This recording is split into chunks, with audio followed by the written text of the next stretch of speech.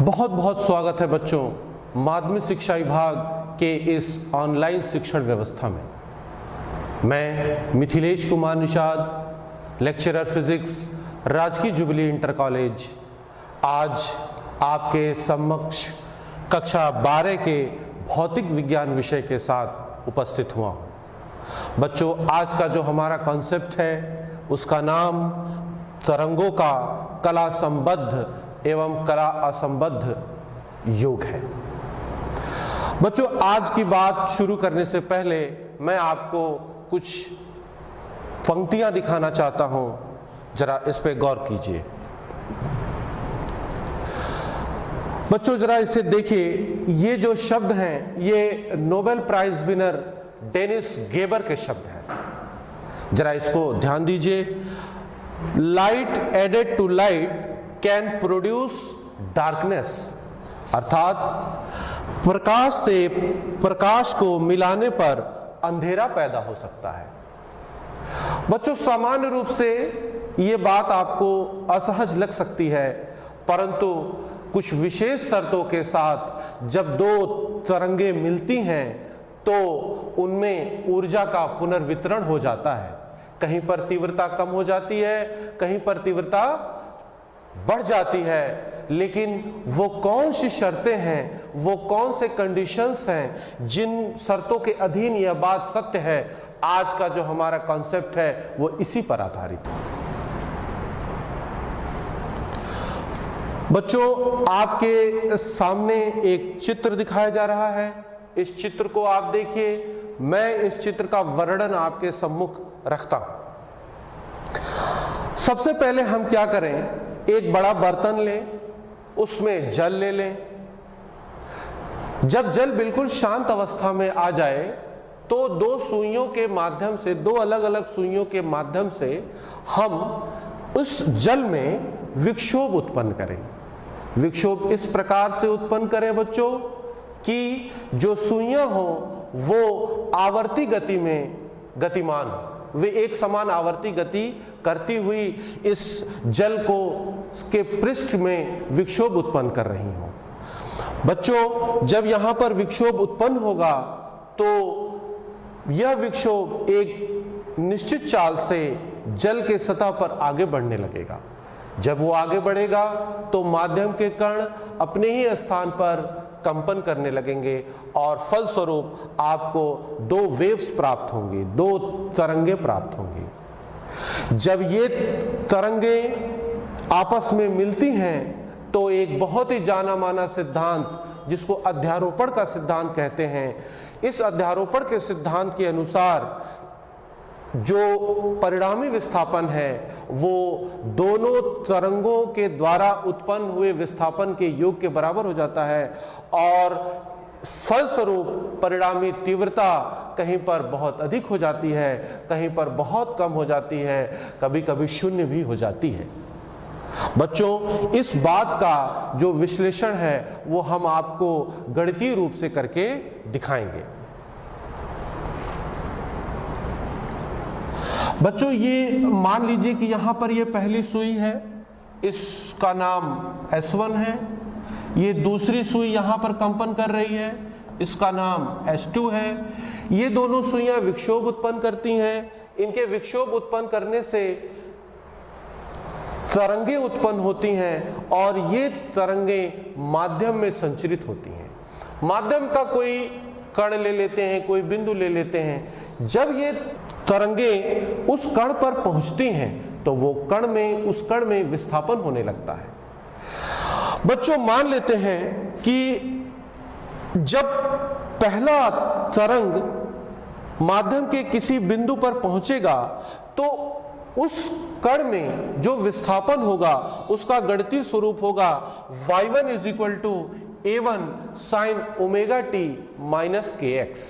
बच्चों, जहां पर y1 आपको बताया गया ये विस्थापन है, a1 आयाम है, ओमेगा कोणीय आवृत्ति है और k वेव नंबर अर्थात तरंग संख्या है। इसी प्रकार जब दूसरी सुई विक्षोभ उत्पन्न करती है, आवर्ती गति करते हुए जल में विक्षोभ उत्पन्न करती है, तो यह विक्षोभ तरंग के माध्यम से जब उस माध्यम के बिंदु पर पहुंचता है तो वहां पर माध्यम का वह बिंदु भी कंपन करने लगता है और उसमें विस्थापन उत्पन्न हो जाता है। उसके विस्थापन का गणितीय स्वरूप देखिए बच्चों, y2 = a2 sin omega t minus k x plus phi है।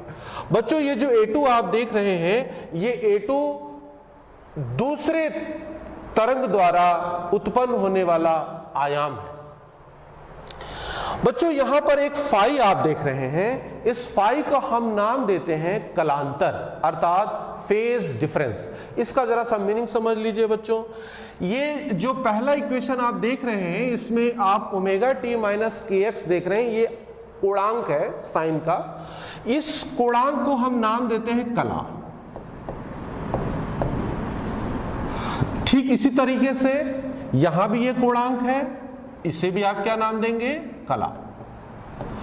तो पहले कला हम लोग समझ लेते हैं क्या है। बच्चों जब कभी भी माध्यम में विक्षोभ उत्पन्न होता है तो माध्यम के कण कंपन करने लगते हैं। कंपन करते हुए किसी कण की स्थिति और गति की दिशा को व्यक्त करने वाले भौतिक राशि को हम कला के नाम से जानते हैं। तो जब दोनों विक्षोभ एक साथ माध्यम में पहुंचते हैं तो माध्यम के कण अलग अलग कलाओं में कंपन करने लगते हैं, और यदि इन कलाओं का हम अंतर निकालें तो आप सहज रूप से अनुमान लगा सकते हैं कि ये फाई जो आपको दिख रहा है ये कलांतर ही होगा।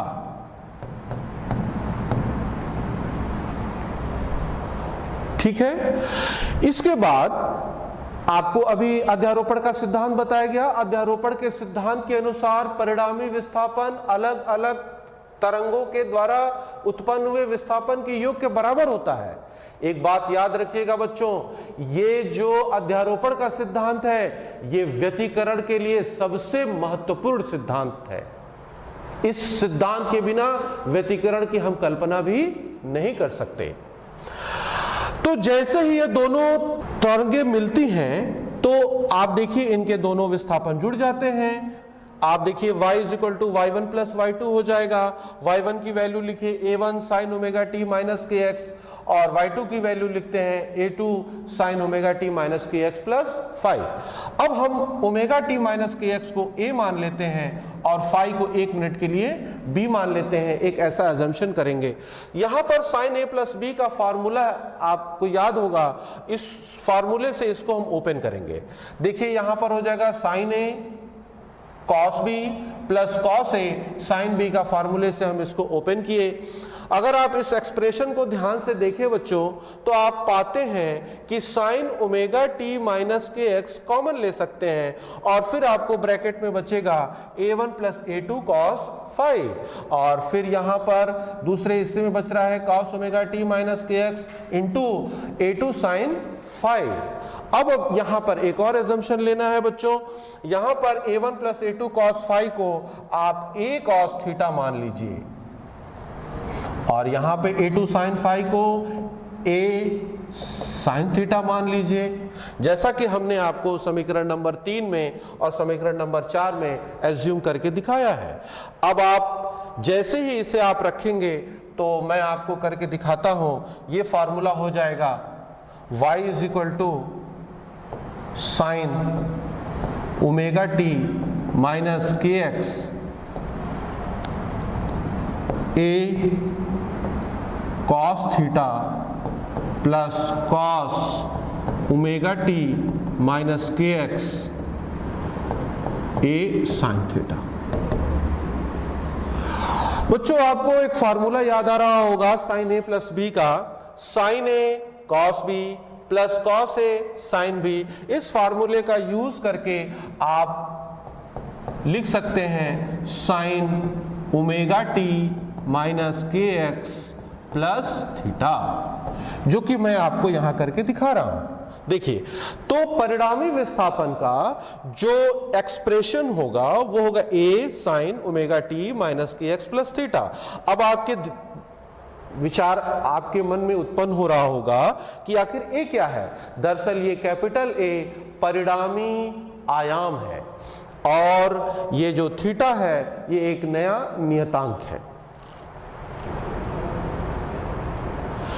बच्चों समीकरण नंबर 3 और समीकरण नंबर 4, जैसा कि अभी अभी हमने एज्यूम किया, समीकरण नंबर 3 में हमने देखा a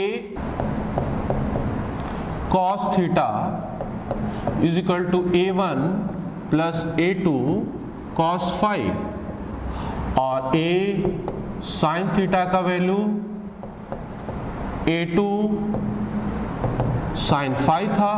आपको कुछ नहीं करना है बच्चों, इस पहले समीकरण का वर्क करना है, फिर दूसरे समीकरण का वर्क करना है और वर्क करके दोनों को जोड़ देना है। आप देखिए इस तरफ होगा a square cos square theta plus a square sin square theta, और इस तरफ राइट साइड में देखिए हो जाएगा a1 square plus a2 square cos square phi plus 2a1 a2 cos phi plus a2 square sin square phi.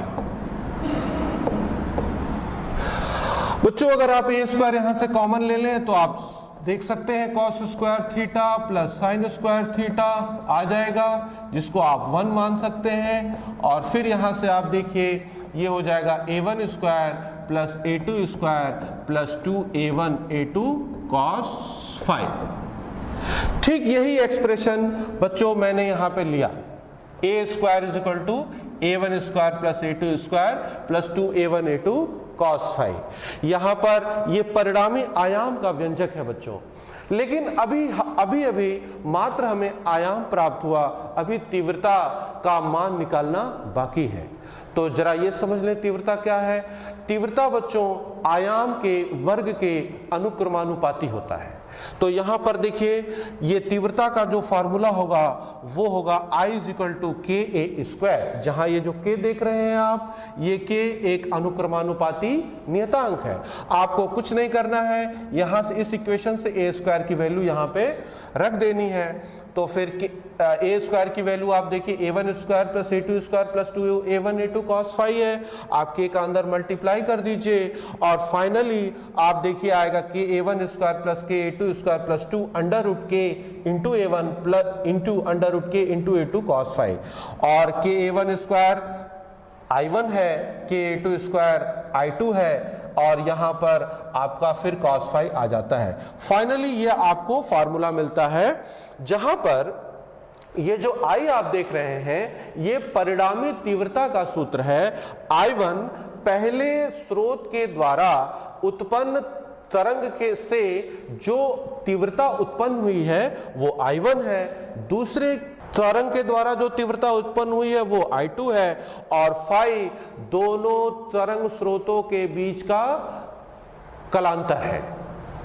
तो इस प्रकार से आपके सामने परिणामी तीव्रता का सूत्र प्राप्त हो जाता है। बच्चों अगर परिणामी तीव्रता को ध्यान से हम देखें तो हम सहज अनुमान लगा पा रहे हैं कि परिणामी तीव्रता एक फैक्टर पे डिपेंड कर रहा है, और वो फैक्टर है cos फाई। जैसे जैसे फाई की वैल्यू परिवर्तित होगी cos फाई भी परिवर्तित होगा, और माध्यम के किसी बिंदु पर परिणामी तीव्रता का मान बदलता चला जाएगा। इसका मतलब ये हुआ कि ये जो टर्म आप देख रहे हैं ये बहुत ही महत्वपूर्ण टर्म है, और यही वो टर्म है जिसके कारण ऊर्जा का पुनर्वितरण हो पाता है। तो इस टर्म का नाम हम रख रहे हैं व्यतिकरण पद, और इसको इंग्लिश में बोलते हैं हम लोग इंटरफेरेंस टर्म। बच्चों एक स्पेशल केस ले लेते हैं। स्पेशल केस ये है कि अभी अभी हमने परिणामी तीव्रता निकाला, और परिणामी तीव्रता का एक स्पेशल केस है कि यदि दोनों जो स्रोत हैं अगर उनके द्वारा उत्पन्न विक्षोभ के कारण माध्यम के किसी बिंदु पर जो तीव्रता उत्पन्न हो रही है वो अगर समान है, एक समान तीव्रता उत्पन्न हो रही है, तो आप लिख सकते हैं I1 is equal to I2 is equal to I0, अर्थात दोनों तीव्रताएं समान है। इस केस में आप पहले अभी जो फार्मूला लिखे थे I is equal to I1 plus I2 plus 2 under root I1 I2 cos phi के फार्मूले में इसको रखिए, I1 के जगह I0, I2 के जगह I0, फिर आप cos phi इसको मल्टीप्लाई करते हैं, फिर 2I0 यहाँ आ जाता है, 2I0 इंटू cos phi हो जाता है, 2I0 आप कॉमन ले लीजिए और यहाँ पर बचेगा 1 plus cos phi, 1 plus cos phi, cos square phi by 2 हो जाता है। बच्चों अब हम बात करते हैं एक जिसका आपको इंतजार है, उस शर्त का, उस कंडीशन का जिसके कारण कहीं कहीं पर तीव्रता, परिणामी तीव्रता दोनों तरंगों के तीव्रताओं से भी अधिक हो जाती है और कहीं कहीं पर परिणामी तीव्रता दोनों तरंगों के तीव्रताओं के योग से भी कम हो जाती है। आपका इंतजार ये यहां पर समाप्त होता है बच्चों। उसका नाम है समपोषी व्यतिकरण। समपोषी व्यतिकरण क्या है, इसको अभी थोड़ी देर में आपको समझ में आ जाएगा। बच्चों आपने देखा कि परिणामी तीव्रता के सूत्र में cos phi एक ऐसा फैक्टर उभर कर आया जो कि परिणामी तीव्रता के वैल्यू को परिवर्तित कर सकता है। तो यदि cos phi की वैल्यू अधिकतम हो जाए तो परिणामी तीव्रता भी अधिकतम हो जाएगी। इस स्थिति में आपको मालूम है बच्चों कि cos phi का अधिकतम वैल्यू +1 होता है और जब आप cos phi का अधिकतम वैल्यू रखेंगे तो जिन जिन बिंदुओं पर यह शर्त सेटिस्फाई होगा उन बिंदुओं पर परिणामी तीव्रता का मान अधिकतम होगा और ऐसे बिंदुओं को हम नाम देते हैं अधिकतम तीव्रता के बिंदु और इस घटना को नाम देते हैं समपोषी व्यतिकरण अर्थात कंस्ट्रक्टिव इंटरफेरेंस।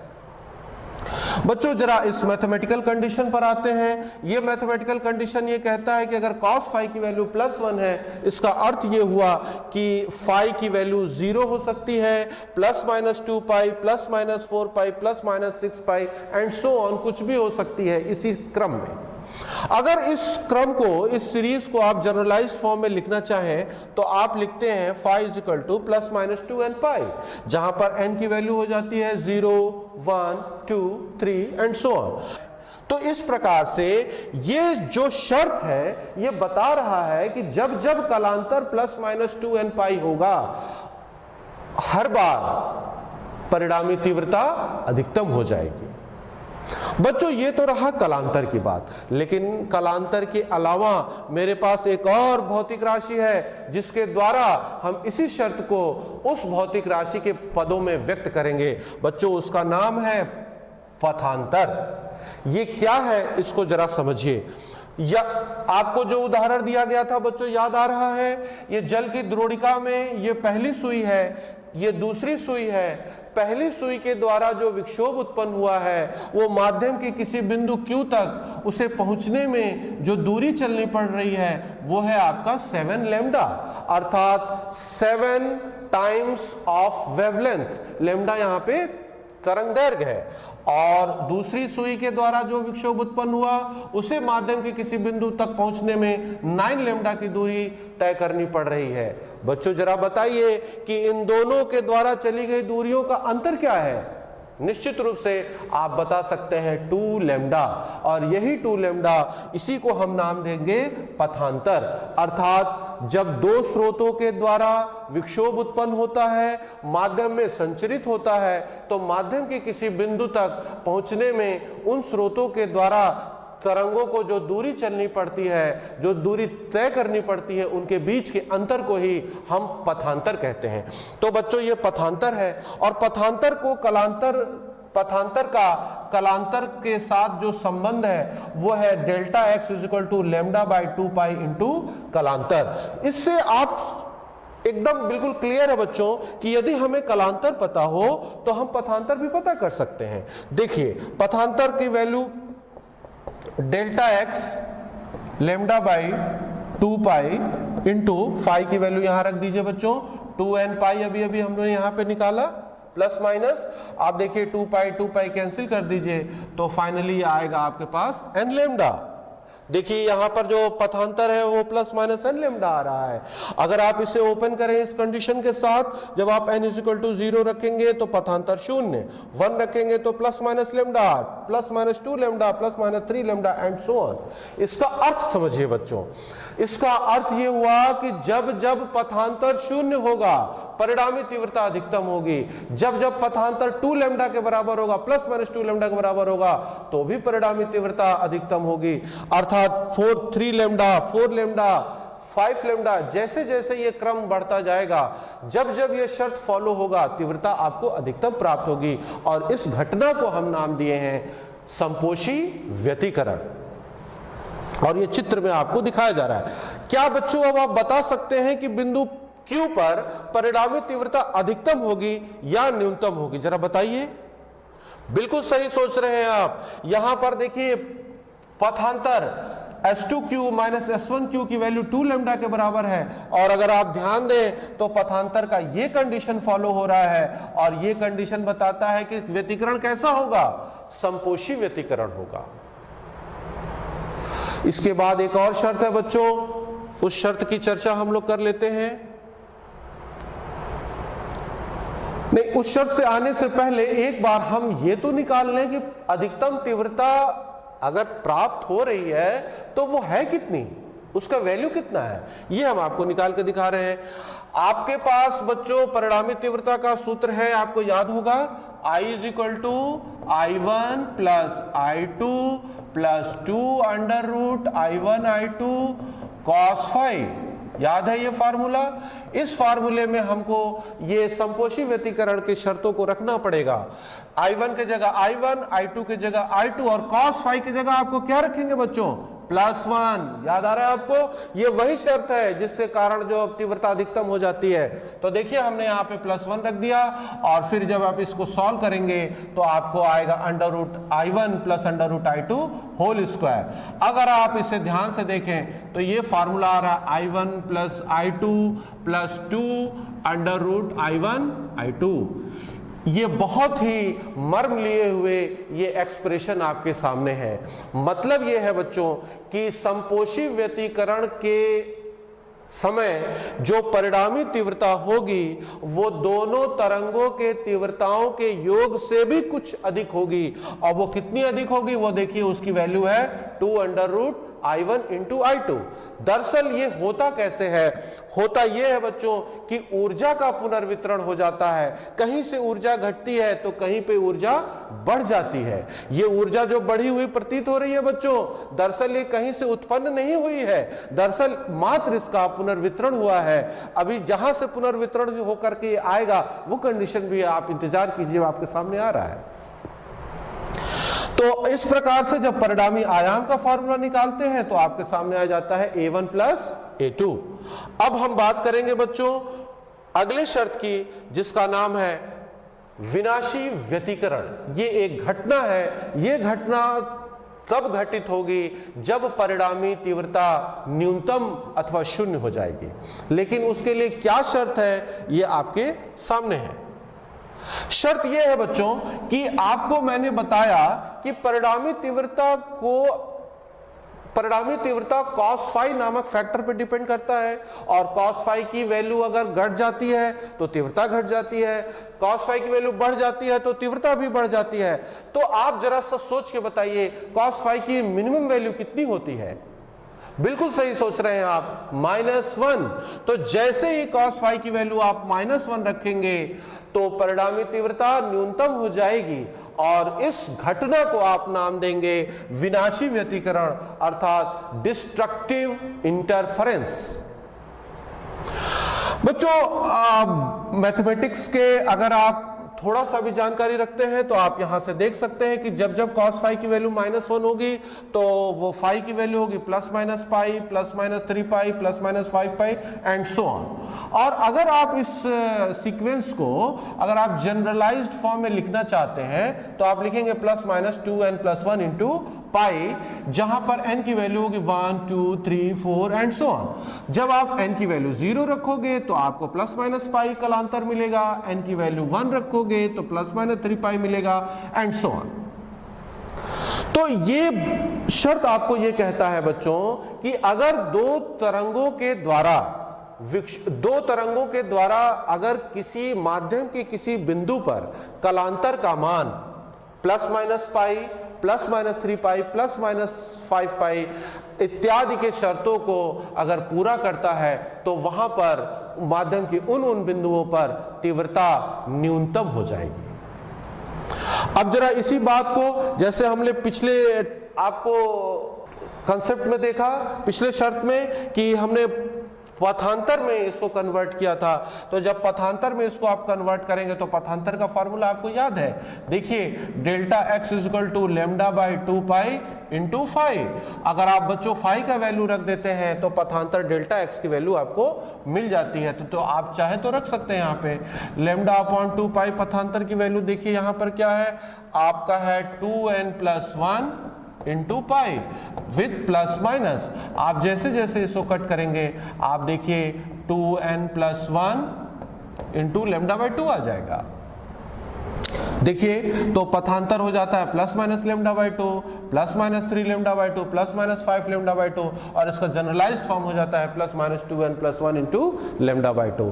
अर्थात जब जब दो तरंगों के द्वारा चली गई दूरियों का अंतर इन शर्तों को पूरा करेगा तो माध्यम के उस बिंदु पर परिणामी तीव्रता न्यूनतम अथवा शून्य हो जाएगी। अब इस बात को जरा सा आप चित्र से मैं आपको अनुभव कराना चाहता हूं बच्चों। याद कीजिए ये S1 है, ये पहली वाली सुई है जिसने जल में विक्षोभ उत्पन्न किया था। ये S2 दूसरी वाली सुई है जिसने विक्षोभ जो S1 के साथ साथ आवर्ती गति करते हुए विक्षोभ उत्पन्न कर रहा था। S1 के द्वारा जो तरंग उत्पन्न हुई उसके द्वारा चली गई दूरी को देखिए बच्चों 9.75 लैम्डा। लैम्डा आप जानते हैं बच्चों तरंग दैर्घ्य है, और S2 के द्वारा चली गई दूरी है 7.25 लैम्डा। अगर आप इन दोनों का अंतर निकालें तो आप पा रहे हैं कि इन दोनों में 2.5 लैम्डा का अंतर है, और इस प्रकार से जो पथांतर है वो S2R माइनस S1R की वैल्यू माइनस 2.5 लैम्डा है।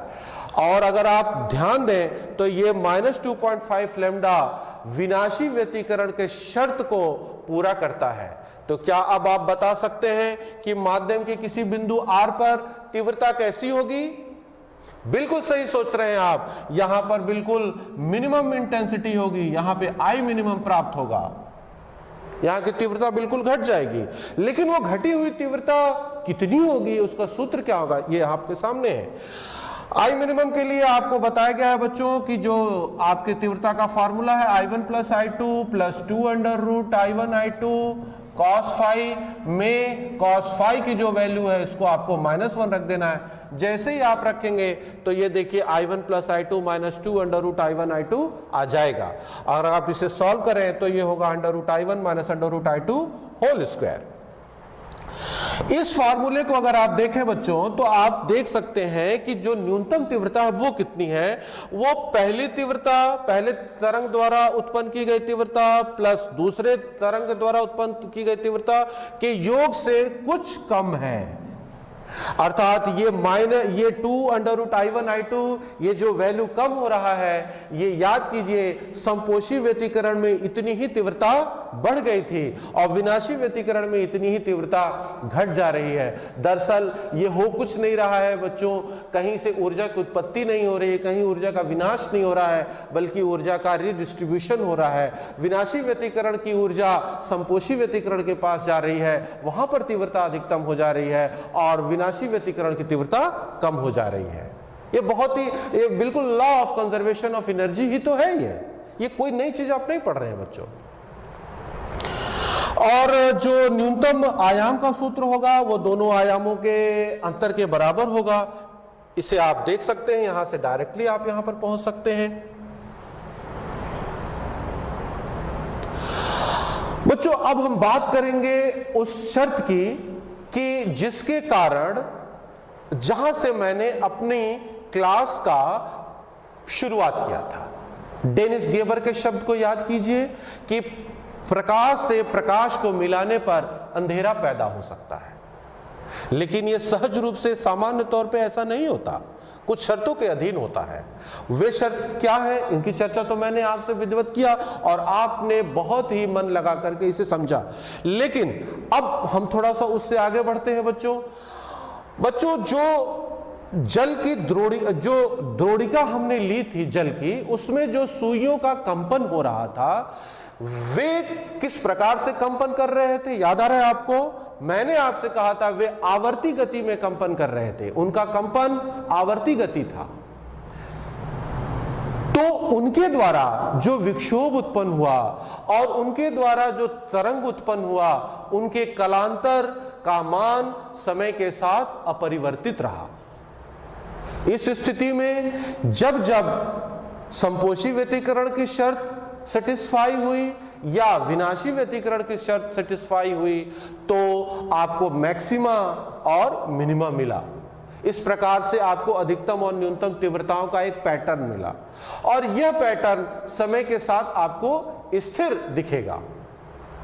ऐसे दो स्रोतों का नाम रखते हैं कला संबद्ध स्रोत, अर्थात कोहेरेंट सोर्सेस। याद रखना है बच्चों, कोहेरेंट सोर्सेस तभी कही जाएंगी जब उनके द्वारा जो तरंगे उत्पन्न हो रही हैं, उनके बीच का जो कलांतर है वो समय के साथ अपरिवर्तित हो। यदि कलांतर बदल जाएगा बच्चों, तो आप पाएंगे कि जो आपको इंटरफेरेंस पैटर्न मिल रहा है वो आपको नहीं प्राप्त होगा, वो समय के साथ स्थिर नहीं रहेगा। तो जिसको जरा देख लीजिए, ऐसे स्रोतों को जिनसे उत्सर्जित तरंगों के बीच कलांतर नियत हो, अर्थात समय के साथ अपरिवर्तित हो, तो इस तरह के स्रोतों को कला संबद्ध स्रोत कहते हैं। तरंगों के व्यतिकरण के लिए ये कला संबद्ध स्रोत आवश्यक हैं। अब आपको याद आ रहा है जिस शर्त की हम बात कर रहे थे, ये अगर ये स्रोत कला संबद्ध नहीं है तो आप कभी भी व्यतिकरण पैटर्न प्राप्त नहीं कर सकते हैं। दो स्वतंत्र स्रोत कला संबद्ध नहीं हो सकते। इसको जरा सा सुन लीजिए बच्चों, दो स्वतंत्र स्रोत। अब हम उस जल की द्रोणिका का एक बार फिर एग्जांपल लेते हैं। दोनों निडल्स को एक बार फिर कल्पना कीजिए, लेकिन इस बार जो दोनों के कंपन होंगे वे अनियमित क्रम में होंगे। पहली सुई किसी समय कंपन करेगी, दूसरी सुई किसी और समय कंपन करेगी। उनके कंपन करने का जो समयांतराल होगा वो बिल्कुल भिन्न भिन्न होगा। ऐसी स्थिति में जरा सा आप सोच के बताइए कि जब उनके द्वारा उत्पन्न होने वाला विक्षोभ माध्यम के किसी बिंदु पर पहुंचेगा तो क्या वहां पर कलांतर स्थिर रह पाएगा? जी नहीं, बिल्कुल सही समझ रहे हैं आप, कतई नहीं स्थिर होगा। और निश्चित रूप से आप कह सकते हैं कि दो स्वतंत्र स्रोत कभी भी व्यतिकरण पैटर्न उत्पन्न नहीं कर सकते हैं, उन्हें कला संबद्ध होना ही पड़ेगा। उसके लिए चाहे जो शर्त हो वो आगे आपको बताया जाएगा। तो इसका अर्थ यह हुआ कि यदि कलांतर समय के साथ परिवर्तित होता है तो समय के साथ व्यतिकरण पैटर्न भी बदलेगा। इस स्थिति में हमें औसत तीव्रता प्राप्त होगी। इसको जरा सा बात समझ लीजिए कि अगर दो सुइयां अनियमित क्रम में कंपन कर रही हैं और जल में विक्षोभ उत्पन्न कर रही हैं, तो माध्यम के किसी बिंदु पर जो तीव्रता उत्पन्न होगी वो कितनी होगी, इसको जरा समझिए। मतलब व्यतिकरण के अलावा I = 4I0 cos² φ/2। चूंकि बच्चों फाई की वैल्यू टाइम के साथ लगातार परिवर्तित हो रही है, बहुत तीव्र गति से परिवर्तित हो रही है, तो इस स्थिति में हम उसका औसत निकालेंगे और फिर हम औसत निकालने के लिए इस सिंबल का यूज करेंगे। इसे आप ध्यान से देखिए, cos² φ/2 का जब हम औसत निकालेंगे तो इसका वैल्यू आएगा, एवरेज वैल्यू होगा 1/2। तो हमने यहां पे रखा और फाइनली जो औसत तीव्रता आएगी वो होगा 2I0।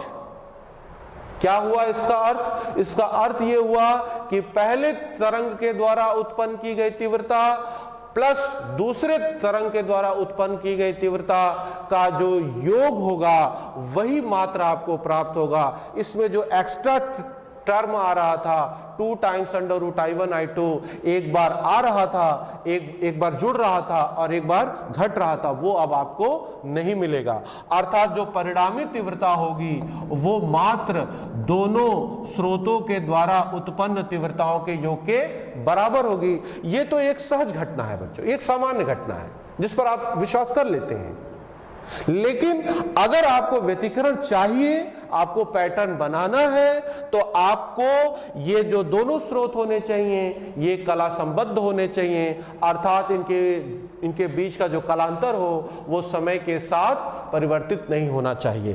तो ऐसी स्थिति में ऐसे दो स्रोतों को जिनके द्वारा उत्पन्न विक्षोभ किसी माध्यम के किसी बिंदु पर पहुंचे और कलांतर स्थिर न हो, तो ऐसे स्रोतों को क्या नाम दिया जाएगा?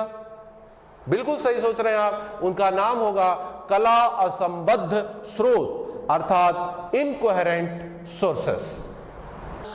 अब आप इस डेफिनेशन को समझने की स्थिति में आ गए हैं। डेफिनेशन यह है बच्चों कि जब किसी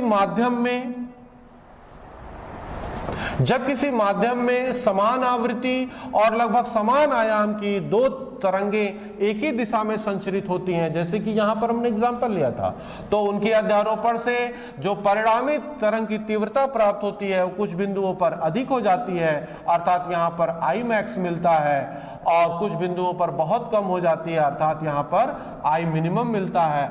और इस घटना को ही नाम देते हैं हम व्यतिकरण, अर्थात इंटरफेरेंस। इस प्रकार बच्चों इंटरफेरेंस की आपने परिभाषा को सीखा, उनकी शर्तों को सीखा, संपोषी व्यतिकरण, विनाशी व्यतिकरण को सीखा, कला संबद्ध और कला असंबद्ध स्रोतों को जाना। इनके आधार पर अब अगली कक्षा जो होगी बच्चों वो लाइट के इंटरफेरेंस पर होगी। बहुत ही रोचक क्लास होने वाली है बच्चों। आपका बहुत बहुत धन्यवाद। उम्मीद करता हूं कि आप इससे लाभान्वित हुए होंगे।